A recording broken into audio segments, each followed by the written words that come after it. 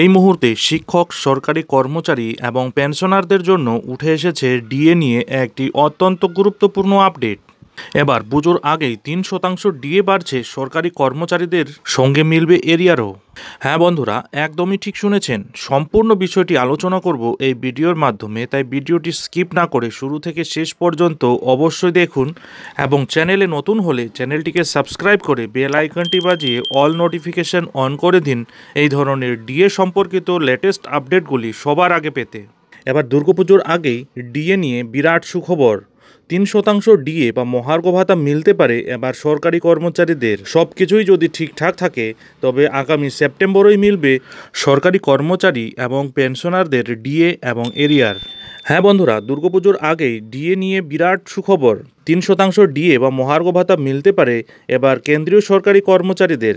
সব কিছু ঠিকঠাক থাকলে সেপ্টেম্বরে ডিএ মিলবে সরকারি কর্মচারীদের, সঙ্গে 18 মাসের বকেয়া ডিএও পেতে পারেন সরকারি কর্মচারীরা। কারণ করোনার সময় এই 18 মাসের ডিএ আটকে রাখা হয়েছিল, তাই আবার সেটা মিটিয়ে দিতেও পারে সরকার। একাধিক প্রতিবেদন অনুসারে সেপ্টেম্বরেই ডিএ ঘোষণা করতে পারে সরকার। ফলে কেন্দ্রীয় সরকারি কর্মচারীদের ডিএ বেড়ে হবে 53%। একই সঙ্গে কর্মী ও পেনশনভোগীরা 18 মাসের ডিএ ও ডিআরও পেতে পারেন। সংসদের বর্ষা অধিবেশনে 2 সদস্য বকেয়া ডিএ নিয়ে সরকারের সিদ্ধান্ত সম্পর্কে জিজ্ঞাসা করেন। কোভিডের সময় আটকে থাকা 18 মাসের মহার্ঘ ভাতা মেটানো হবে কিনা তা নিয়ে প্রশ্ন তোলা হয়। উত্তরে অর্থমন্ত্রী পঙ্কজ চৌধুরী জানান, না। তবে তিনি জানান সেপ্টেম্বরে ডিএ ঘোষণা হতে পারে, যা 2024 সালের জুলাই থেকে কার্যকর হয়ে যাবে। অন্যদিকে সময় মতো অষ্টম পে কমিশন গঠন করবে মোদী সরকার, এমনটাই আশা করছেন কেন্দ্রীয় সরকারি কর্মচারী এবং পেনশনভোগীরা। আশা করা হচ্ছে কেন্দ্রীয় সরকার 2024 সালের সেপ্টেম্বরে মহার্ঘ ভাতা এবং মহার্ঘ ত্রাণ 3% বৃদ্ধির ঘোষণা করতে পারে, যা 1 জুলাই 2024 থেকেই কার্যকর হয়ে যাবে। তাদের আশা 1 জানুয়ারি 2026 সালের মধ্যে সমস্ত সুপারিশ কার্যকর হবে। কেন্দ্র প্রতি 10 বছরে নতুন বেতন কমিশনের সুপারিশগুলি একে একে কার্যকর করেছে। যদিও ডিএ 50% বেশি হয়ে গেলেও তা আলাদাভাবে গণনা হওয়ার কথা।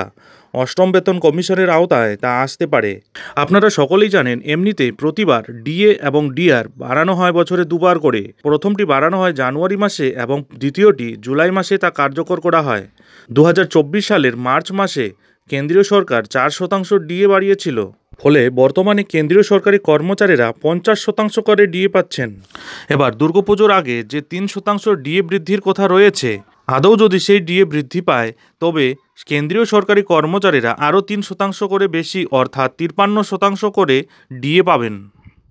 এখন দেখার বিষয় এটাই যে আগামী সেপ্টেম্বরে কত শতাংশ ডিএ বৃদ্ধির ঘোষণা করে কেন্দ্র সরকার। যাই হোক বন্ধুরা, এখন এ পর্যন্তই। এই ধরনের ডিএ সম্পর্কিত গুরুত্বপূর্ণ আপডেটগুলি ঠিক সময় মতো পেতে অবশ্যই চ্যানেলে চোখ রাখুন।